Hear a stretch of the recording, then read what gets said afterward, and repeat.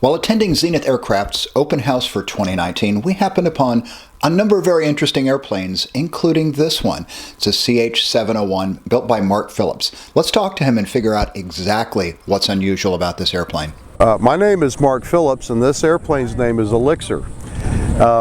She began as a standard Zenith 701 kit. A year and a half into the project, I was making my annual pilgrimage to Oshkosh. Walked into a field of classic Wacos and Stensons, and my mission changed a little bit about how to approach this airplane.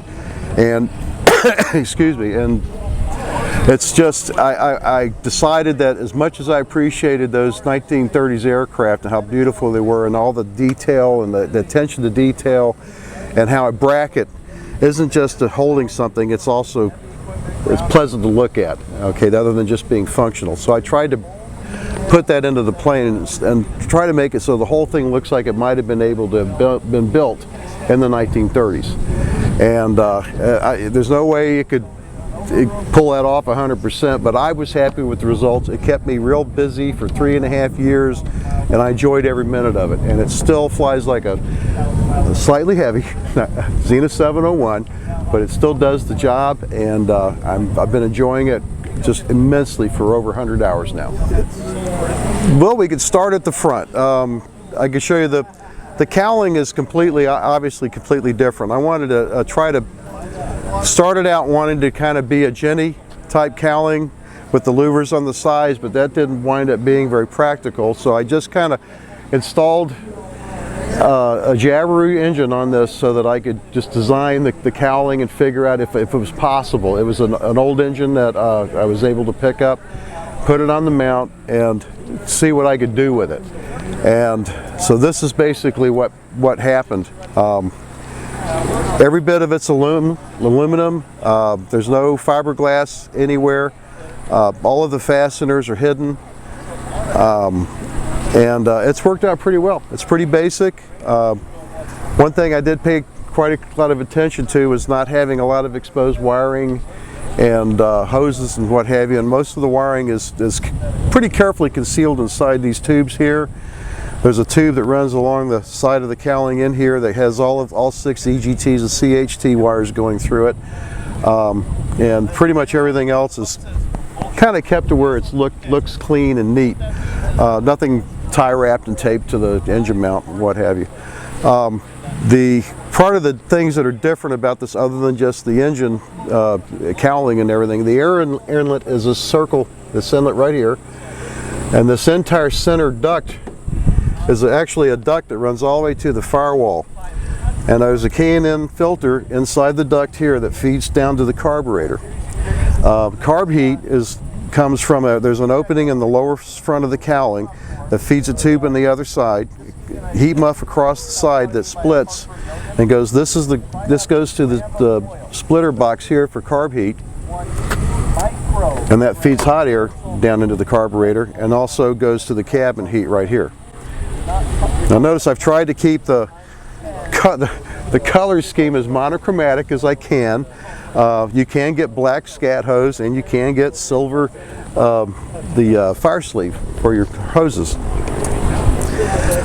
Another thing that's for the front of the airplane is the landing gear. The front nose gear is a kind of a modified Jabiru. You notice there's a lot of Jabiru in here. I had spent some time working with Jabiru, and this is a Jabiru component here.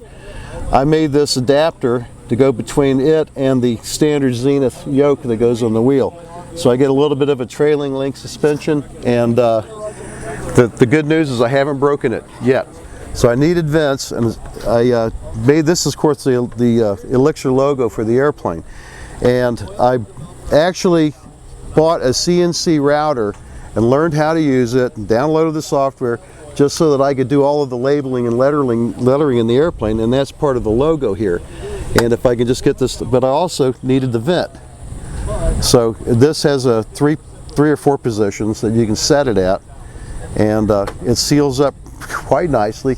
And this is one of those things that actually worked very well. And part of this thing started out where it kind of whimsically, a Zenith has a control stick, and most airplanes have a control stick. Well, sticks are what? Sticks are made of wood. This one is anyway. I bought a piece of bird's eye maple from a supplier in Michigan that was probably a guitar neck blank or something, and made my stick out of it after prototyping with a 2x4. And I was so happy with the way that came out once it was all sealed up that I kind of got a little carried away. I had some extra bird's eye left over from the blank. This piece, the pieces around the rear windows in the back are all made out of that same blank. The door trim, this all comes out of that. This is a veneer that's a pretty decent match. And the center section right here is, this is a redwood burl veneer that's laid on top of a real thin piece of plywood. All of the other wood inside the airplane, another kind of funny little story. I went to Home Depot and I'm not, Lowe's Depot, so there we spread it around, okay? I went to the store and I bought this cheap $5 a sheet Luan plywood just for patterns, for these floor panels. And I had them in there using it to figure out how I was going to do stuff on the inside. And I said, one day I said, I just got some polyurethane out and painted it with the polyurethane. I said, that looks pretty good. And kind of like the stick here, I just used it for every other piece of wood inside the airplane. The trim on the doors, I had 3 sheets of it, so I already had my material. But anyway, as far as the instrument panel, the whole idea was that I wanted this airplane to look like it had been or could have been built in the 1930s. We didn't have any fancy stuff, and the instruments that are here I specifically got these custom made by UMA, which I'd be gladly to plug because those folks are great, UMA Instruments. And everything that's required by the FAA for flight is here in the panel. But again, this isn't 1930, here I am, it's 2018 when I finished the plane. So you drop this panel down, and inside the panel is 2019. It's a Garmin G3X system with a 2-axis autopilot, ADS-B in and out. This side over here has the comm radio, Hobbs meter, music input, other things, and it has enough there's enough of a glove compartment in this thing to put 2 headsets, batteries, it goes all the way to the firewall. Things like the switch panel down here, if you notice, all of the labels for the instrument and switch functions are engraved in the aluminum. Same thing as with the logos. I bought that CNC machine and learned how to use it. Every single piece of the labeling inside the airplane is done that way, with the exception of the compass correction card, which is this little tiny piece of paper that you have to display in your aircraft. Well, I gave that duty to my assistant here. Her name is Hula Lulu.